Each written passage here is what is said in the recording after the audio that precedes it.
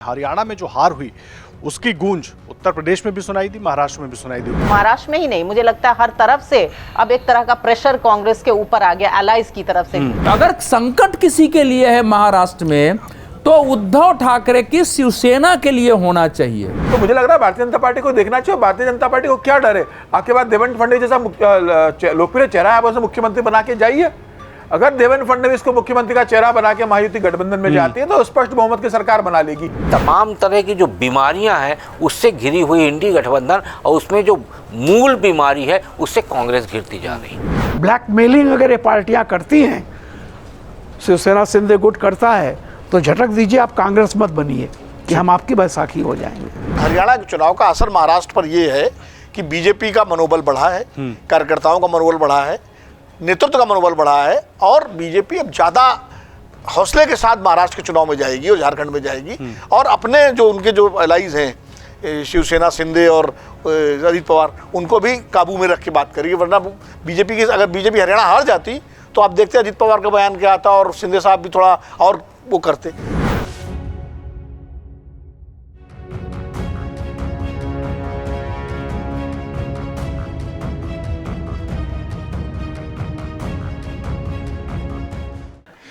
नमस्कार, अमर उजाला.com पर आपका स्वागत है। आपके साथ मैं हूं आदर्श झा। आप देख रहे हैं खास कार्यक्रम खबरों के खिलाड़ी, और देखिए खबरों के खिलाड़ी में आज हम बात कर रहे हैं हरियाणा में जो हार हुई उसकी गूंज उत्तर प्रदेश में भी सुनाई दी, महाराष्ट्र में भी सुनाई दी। उत्तर प्रदेश में इसलिए सुनाई दी क्योंकि हरियाणा के हार के ठीक अगले दिन अखिलेश यादव ने 10 सीटों पर होने वाले उपचुनाव के लिए वहां पर 6 सीटों पर लिस्ट जारी कर दी। कांग्रेस 5 सीटें मांग रही थी। अब बातचीत किस तरीके से आगे बढ़ेगी, हालांकि कल उन्होंने कह दिया कि इंडिया गठबंधन उत्तर प्रदेश में जारी रहेगा, बातचीत होगी, कुछ सीटों पर बात बनेगी। लेकिन महाराष्ट्र पर गौर करना इसलिए जरूरी है क्योंकि बहुत जल्दी महाराष्ट्र में चुनाव होने हैं, और महाराष्ट्र से जिस तरीके की प्रतिक्रियाएं आना शुरू हुई, सबसे पहले महाराष्ट्र के नेताओं की तरफ से कांग्रेस कहती है आत्मविश्वास की चर्चा हुई। सबसे पहले इस बात की चर्चा हुई कि मुख्यमंत्री का चेहरा होना चाहिए। सबसे पहले इस बात की चर्चा हुई कि जो रणनीतियां बनाई गई वो ठीक नहीं थी या छोटे दलों को साथ नहीं लिया गया, उसकी वजह से नुकसान हुआ। तो महाराष्ट्र में क्या हरियाणा की हार की वजह का बोझ भी कांग्रेस के लिए थोड़ा और ज्यादा बढ़ जाएगा जब बार्गेनिंग टेबल पर सब लोग होंगे, क्योंकि अब सीटों पर बात होनी है, तमाम अलग अलग चीजों पर बात होनी है। तो कांग्रेस की कितनी चुनौतियां बढ़ गई हैं, ये जानने समझने की कोशिश कर लेते हैं। हमारे साथ सभी खास मेहमान मौजूद हैं। रामकृपाल जी हैं, राखी बख्शी जी हैं, राकेश शुक्ला जी हैं, विनोद अग्निहोत्री जी हैं, अवधेश जी हैं हमारे साथ, समीर सर हैं, और आप सबका बहुत स्वागत है। राखी जी, आपसे मैं चर्चा की शुरुआत करूंगा। हरियाणा की हार का जो सबक है, या जो कहें उसके बाद जो अब उसका एक इम्पैक्ट है महाराष्ट्र में, क्योंकि बहुत जल्दी अब चुनाव होने हैं महाराष्ट्र, झारखंड, सब जगह, लेकिन महाराष्ट्र से जो प्रतिक्रियाएं आई वो कितनी चुनौती कांग्रेस पार्टी की बढ़ाने वाली हैं और बीजेपी को कितना मजबूत करने वाली हैं बार्गेनिंग टेबल पे कम से कम?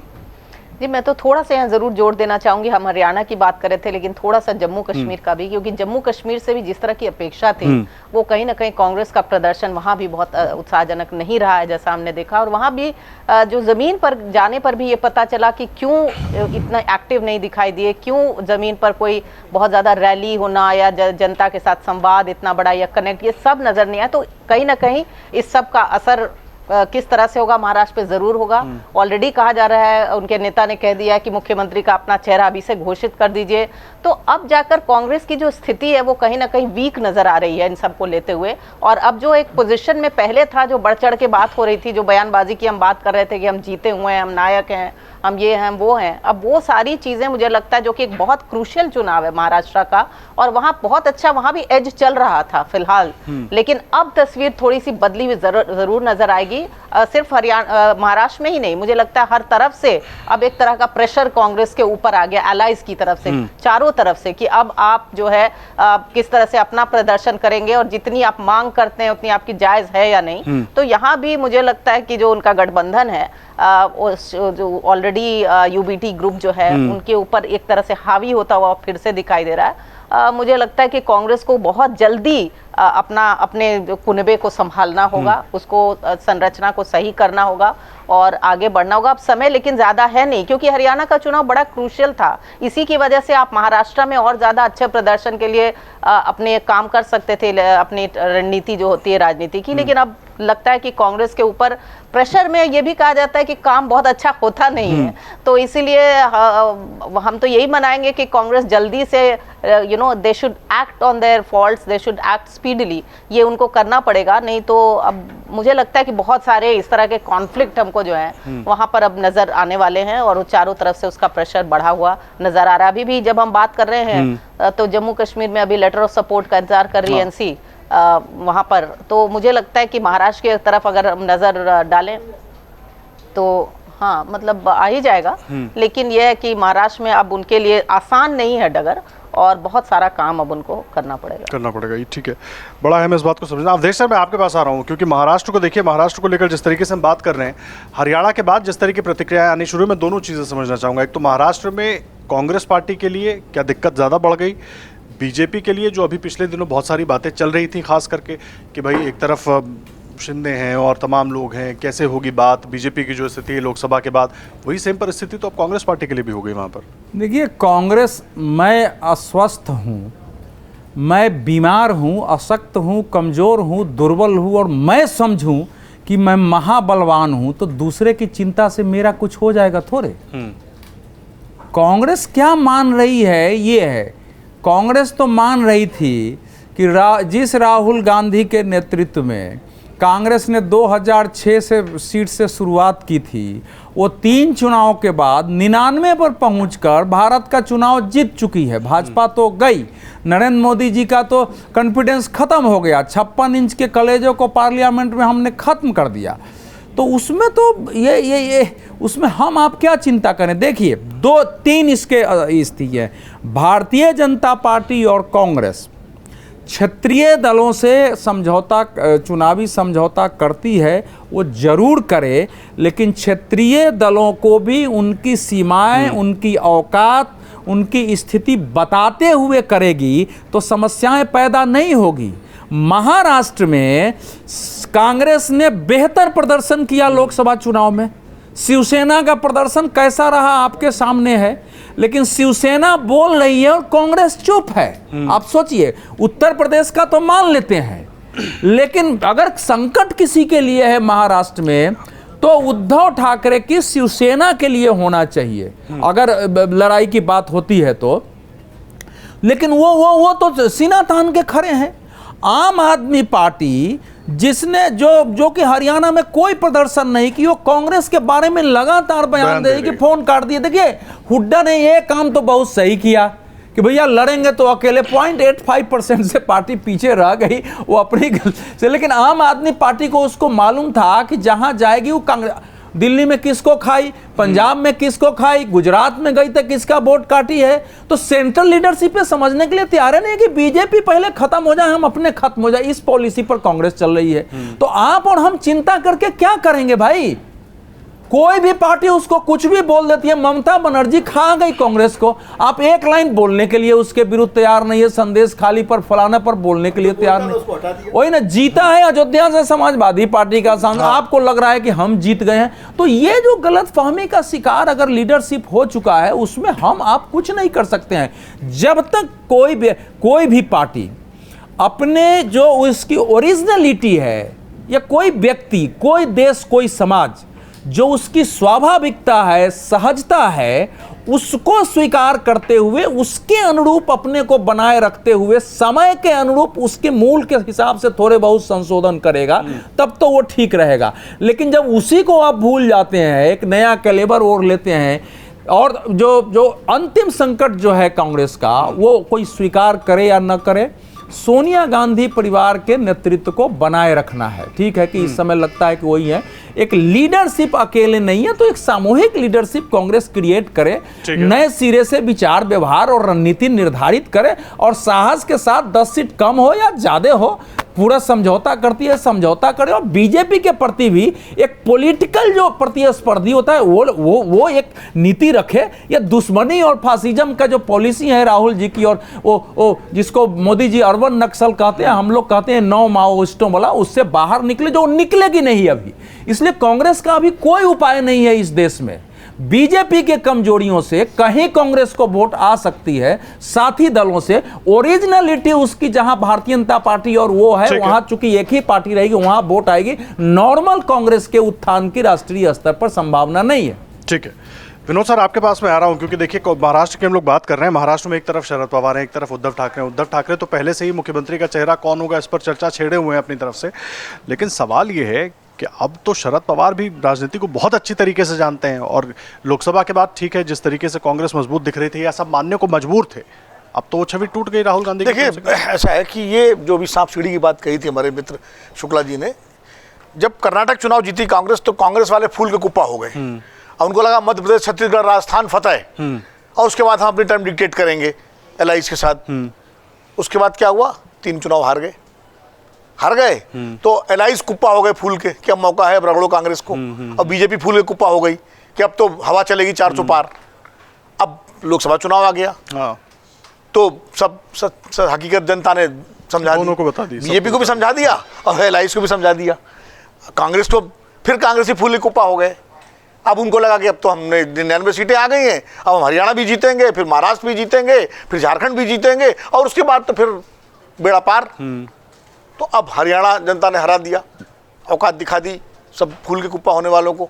अब सीखना दोनों को है, बीजेपी को भी फूल के कुप्पा होने की जरूरत नहीं है और कांग्रेस को अब धरती पर आके वो समझौता करेगी या बातचीत करेगी, जैसे कि लोकसभा चुनाव में किया था वहाँ पर उन्होंने। तो अब एलाइज को मसल फिक्सिंग का मौका मिल गया। तो ये राजनीति में उतार चढ़ाव आते रहेंगे, लेकिन हरियाणा के चुनाव का असर महाराष्ट्र पर यह है कि बीजेपी का मनोबल बढ़ा है, कार्यकर्ताओं का मनोबल बढ़ा है, नेतृत्व का मनोबल बढ़ा है और बीजेपी अब ज़्यादा हौसले के साथ महाराष्ट्र के चुनाव में जाएगी और झारखंड में जाएगी और अपने जो उनके जो एलाइज हैं शिवसेना, शिंदे और अजित पवार, उनको भी काबू में रख के बात करेगी। वरना बीजेपी की, अगर बीजेपी हरियाणा हार जाती तो आप देखते अजित पवार का बयान क्या आता और शिंदे साहब भी थोड़ा और वो करते, तो ये असर पड़ेगा। अब अगर उद्धव ठाकरे और शरद पवार और कांग्रेस के नेता सही तालमेल, बेहतर तालमेल करके और जो गलतियां हरियाणा में हुई हैं उनको न दोहरा के चुनाव लड़ेंगे तो मजेदार चुनाव होगा दोनों तरफ से, मतलब कोई भी जीते कोई हारे। लेकिन इतना जरूर है कि जो शिवसेना ने जो संदेश दिया है वो सीधा सीधा संदेश ये है जो प्रियंका चतुर्वेदी ने कहा कि जहाँ कांग्रेस अकेले लड़ती है वहाँ हार जाती है, यानी कि महाराष्ट्र में उद्धव ठाकरे को नेता बनाओ और फिर लड़ो, तो हम लड़ेंगे। लेकिन इसी में एक चीज और जल्दी से जोड़ो, आपने ही कहा था ना कि फाइल जब अलमारी में चली जाती है तो वो तो 6 महीने के बाद निकलती है, अब तो यहाँ 6 महीने से भी कम निकल पाएगी, खुल पाएगी, इसकी खुली हुई है फाइल, इसे खुली हुई है क्योंकि लोकसभा चुनाव बाद मालूम है चुनाव होने वाले थे, इसलिए खुली हुई है। अब जो चुनाव आगे होने हैं, बीजेपी का क्या है कि अब जो हरियाणा जीत गए हैं लेकिन 2029 का हरियाणा चुनाव तैयारी शुरू कर देंगे, तो वो उनका जो इलेक्शन मशीन है। अब सहमत हो असहमत हो, अब साहब ये कर दिया वो कर दिया, उसको पकड़ लिया, उसको विद्रोही खड़े करवा दिए, बीएसपी को अलायंस करवा दिया, तो ठीक है आप भी करवाओ ना, ये तो राजनीति में चलेगा। पहले इंदिरा गांधी के जमाने में कांग्रेस ये सारे काम करती थी और ये जो पन्ना प्रमुख वाला थ्योरी है, तब कांग्रेस के सारे नेता जो है एक एक बूथ का मैनेजमेंट करते थे और किसके वोट कटवाने किसके जुड़वाने सब करते थे। अब वो आप भूल गए, आपको पता ही नहीं है। दिल्ली प्रदेश में तो एमसीडी चुनाव में कमाल हुआ, प्रदेश अध्यक्ष का ही वोट नहीं था।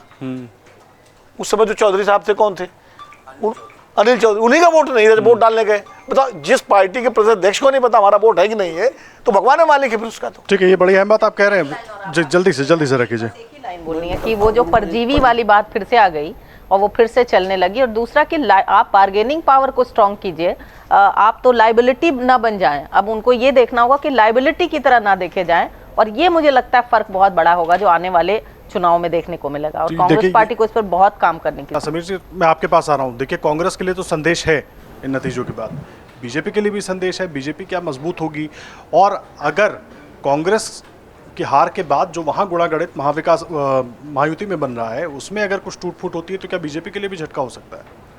देखिए, महाराष्ट्र में तो बीजेपी वैसे भी मजबूत है। अगर आप 2019 का चुनाव परिणाम देखेंगे तो भारतीय जनता पार्टी ने 105 सीटें जीती थी। शिवसेना के साथ सरकार बनाने का चुनाव के पहले गठबंधन था, चूंकि शिवसेना अड़ गई मुख्यमंत्री को लेके, उसके बाद जो हुआ सबने देखा, उसके बाद जो परिस्थिति बनी।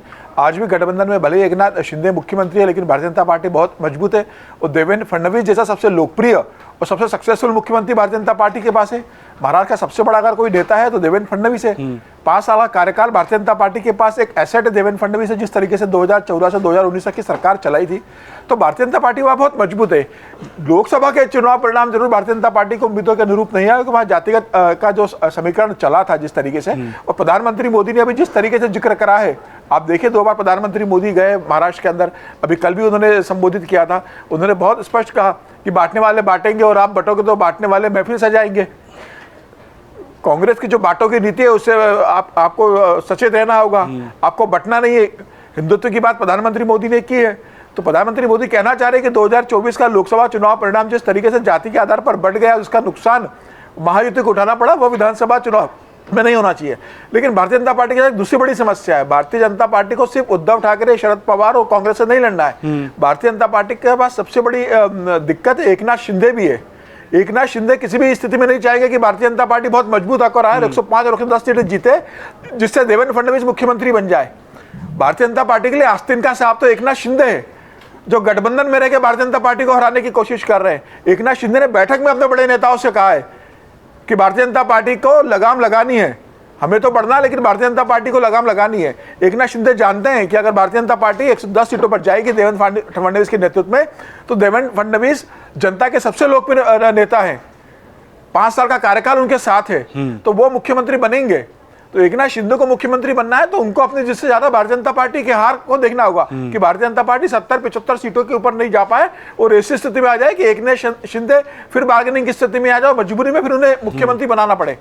तो भारतीय जनता पार्टी को कई मामलों पर अभी वहां जूझना पड़ रहा है। सिर्फ उद्धव ठाकरे से नहीं लड़ना, एकनाथ शिंदे से भी भारतीय जनता पार्टी को लड़ना पड़ेगा आंतरिक रूप से, जो ऊपर खुलेआम लड़ाई नहीं होगी, आंतरिक लड़ाई एकनाथ शिंदे की जो रहेगी जिस तरीके से।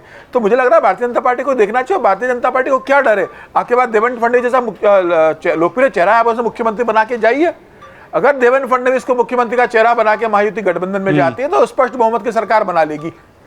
आप क्यों एकनाथ शिंदे के दबाव में मुख्यमंत्री का चेहरा घोषित नहीं कर पा रहे?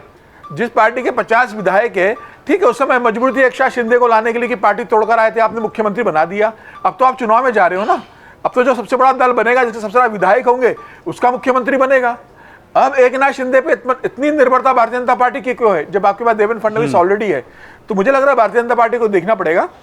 सीटों का डिस्ट्रीब्यूशन अभी एकनाथ शिंदे के कारण नहीं हो पा रहा है, लगातार बैठ के, लेकिन सीटें तय नहीं हो पा रही है। एकनाथ शिंदे अड़े हुए कि मैं 90 से 100 सीटों पर लड़ूंगा। तो अब मुझे लग रहा है कि भारतीय जनता पार्टी को एक लिमिट से ज्यादा एकनाथ शिंदे के सामने झुकने की जरूरत नहीं है, क्योंकि भारतीय जनता पार्टी के पास अपना खुद का संगठन है, संघ है, तो समर्पित कार्यकर्ताओं की टीम है, लोकप्रिय चेहरा है। आपके पास प्रधानमंत्री मोदी है, देवेंद्र फडणवीस है। एकनाथ शिंदे के पास क्या है? कुछ नहीं है। एकनाथ शिंदे तो बिना भारतीय जनता पार्टी के 40 सीटें जीत कर दिखा दे लड़के अपनी दम पर। तो मुझे ऐसा लगा कि भारतीय जनता पार्टी को अपनी ताकत को पहचानना होगा, अपने लोकप्रिय नेता को आगे करना होगा, उस दम पर अगर चुनाव लड़ेगी भारतीय जनता पार्टी तो मुझे लग रहा है भारतीय जनता पार्टी आराम से सरकार बनाने की स्थिति में आएगी। जहाँ तक उद्धव ठाकरे, कांग्रेस और कांग्रेस की बात है, शरद पवार की और कांग्रेस की बात है उद्धव ठाकरे के साथ, इनके बीच के अंदर भी जिस तरीके से महागठबंधन में सीटों को लेकर विवाद चल रहा है कि उद्धव ठाकरे को मुख्यमंत्री का चेहरा बनाकर सामने लाया जाए, शरद पवार कह रहा है चुनाव के बाद हम इस बात को तय करेंगे। तो मुझे लग रहा है उनके बीच में लड़ाइयाँ भी बहुत ज्यादा है। भारतीय जनता पार्टी के लिए जिस तरीके से हरियाणा का परिणाम आया, और भारतीय जनता पार्टी का संघ का मुख्यालय नागपुर में, संघ का एक अपना आधार है, भारतीय जनता पार्टी का अपना संगठन मजबूत है, और जिस तरीके से हरियाणा में भारतीय जनता पार्टी ने संघ के साथ समन्वय बना के चुनाव लड़ा था, मुझे लगता है महाराष्ट्र में वही होगा। और प्रधानमंत्री मोदी ने अपने संबोधन में बता ही दिया है कि वो किस लकीर पर महाराष्ट्र का चुनाव होने वाला है, तो उसी दिशा में भारतीय जनता पार्टी बढ़ेगी। मुझे लग रहा है कि भारतीय जनता पार्टी के लिए अब संभावना काफी हद तक अनुकूल होने जा रही है महाराष्ट्र के चुनाव में। ठीक है राकेश सर, मैं आपके पास आ रहा हूँ, बड़ा है मैं इसको समझना, क्योंकि देखिए बार बार हम बात कर रहे हैं महाराष्ट्र में, कुछ बातें आप भी बताना चाह रहे थे और बहुत अहम बातें हैं, एक तो उस पर भी हम आएंगे, लेकिन सबसे पहले मैं थोड़ा सा कांग्रेस पर फोकस करना चाह रहा हूँ। कांग्रेस की परिस्थिति क्या हो गई? उद्धव ठाकरे अब आंख दिखाने लगे हैं। उद्धव ठाकरे क्या भविष्य में आंख दिखाने के लिए वहाँ रहेंगे, या उद्धव ठाकरे भी कोई और रात तलाश लेंगे? जो परिस्थिति हरियाणा में हुई है, जो जिस तरीके से जम्मू कश्मीर सब कुछ देखने के बाद, सारे परिणाम देखने के बाद, एक देसी कहावत है आदर्श भाई, निवल बछेरुआ 36 रोग। जब बछड़ा कमज़ोर हो जाता है तो उसको कई तरह के रोग घेर लेते हैं। हरियाणा चुनाव का नतीजा जो है कांग्रेस की कमजोरी को प्रदर्शित किया है। उसके चलते जिस हरियाणा में कभी चुनाव नहीं लड़ी समाजवादी पार्टी, वो आंखें तरेर रही। उद्धव ठाकरे के नक्शे में कहीं हरियाणा नहीं है, वो आंखें तरेर रहे। आम आदमी पार्टी जो 2013 से लेकर अभी तक लगातार जमानत जब्त कराती आ रही, वो आंखें तरेर रही। तो क्या है, कांग्रेस के बारे में एक चीज़ स्पष्ट हुई है कि वो बिना बैसाखी के नहीं चल सकती। इसलिए ये सारे जो इंडी गठबंधन के दल हैं वो सब अब दबाव की राजनीति पे आ गए। आपके महाराष्ट्र की जो राजनीतिक तौर पे 2-3 तरह की कवायतें चल रही। एक कवायत ये भी चल रही कि उद्धव ठाकरे और एकनाथ शिंदे का एकीकरण करा दिया जाए। उद्धव ठाकरे उसमें अपना फ़ायदा देख रहे हैं, गुणागणित लगा रहे हैं। फ़ायदा उनको ये दिखाई दे रहा है कि हमारा पुराना चुनाव चिन्ह वापस आ जाएगा। उसके अलावा उनको ये लग रहा है कि यदि मान लीजिए महाराष्ट्र में भारतीय जनता पार्टी की सरकार नहीं भी बनी तो भी केंद्र में हिस्सेदारी मिल जाएगी।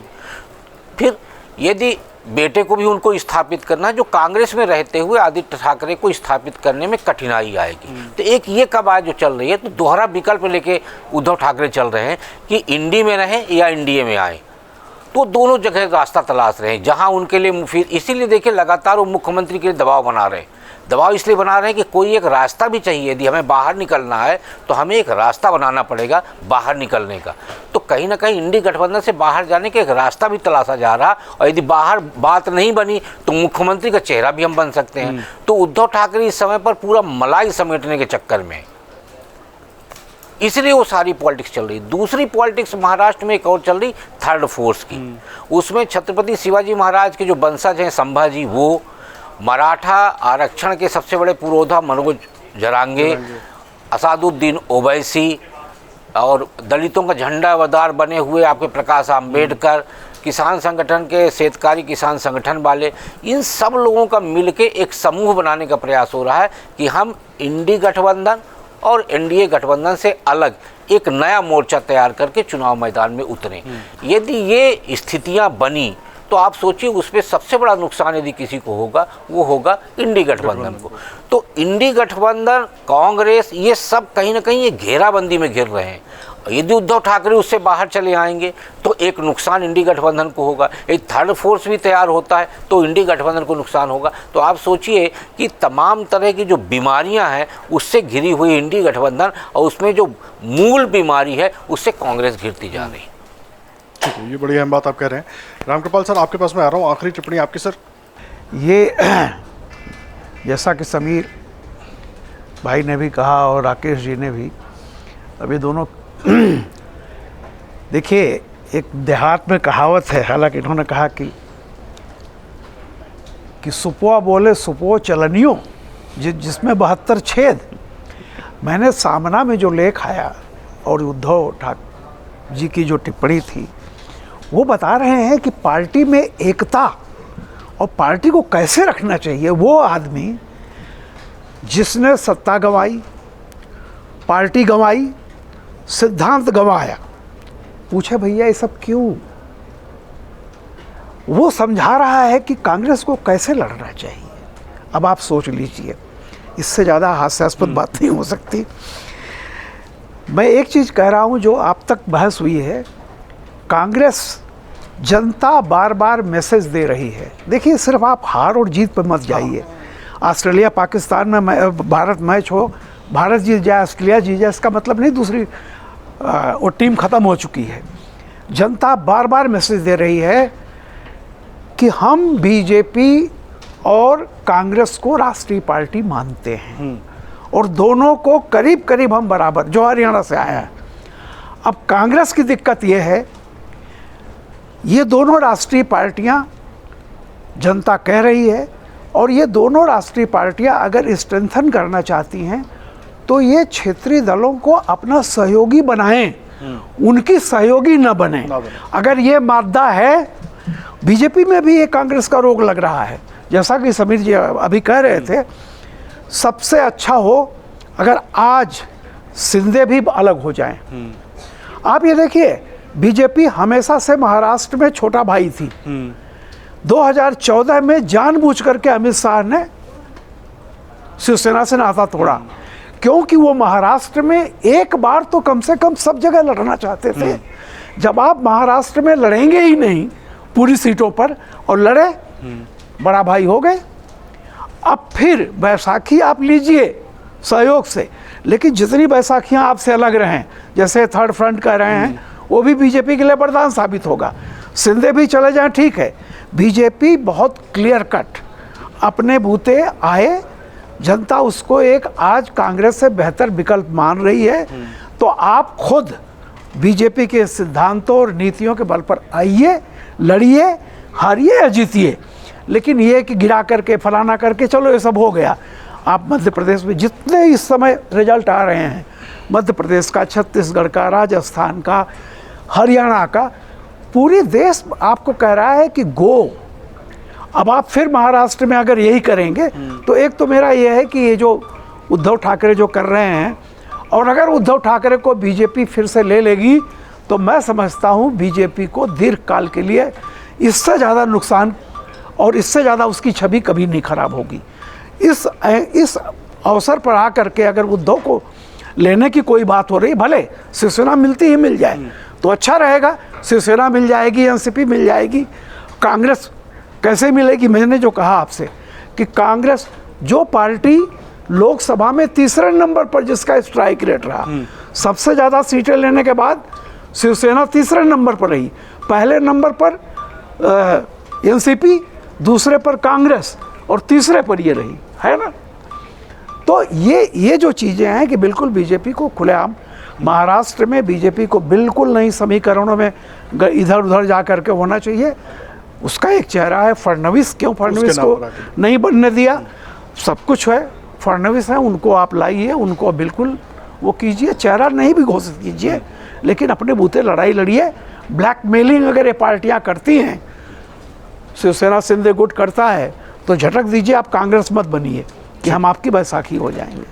ये बात आप कह रहे हैं। देखिए, सबकी राय आपने सुनी महाराष्ट्र को लेकर, क्योंकि हरियाणा से जो नतीजा है उसके संदेश, उसकी गूंज महाराष्ट्र तक भी है, और महाराष्ट्र से क्योंकि सबसे ज़्यादा प्रतिक्रियाएं आई, इसको लेकर सलाह दी गई कांग्रेस पार्टी को, और ये संदेश जो है हरियाणा से वो बीजेपी के लिए भी है, कांग्रेस के लिए भी है। अब क्या करेंगे राजनीतिक पार्टियां, क्योंकि चुनाव बहुत दूर है नहीं, और उम्मीद के मुताबिक बहुत जल्दी चुनाव की घोषणा भी होने वाली है, इसीलिए इतनी सरगर्मी और ज़्यादा बढ़ गई है।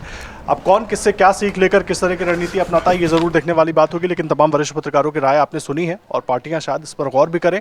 देखना होगा आगे क्या होता है। अभी देश और दुनिया की हर बड़ी और जरूरी खबर के लिए अमरउजाला.com पर बने रहिए हमारे साथ। धन्यवाद। अगर आप ये वीडियो YouTube पर देख रहे हैं तो हमारे चैनल को सब्सक्राइब कर बेल आइकन दबाएं, और Facebook पर देख रहे हैं तो हमारे पेज को लाइक करें। 8 मिलियन प्लस सब्सक्राइबर, आपके इस भरोसे के लिए बहुत धन्यवाद।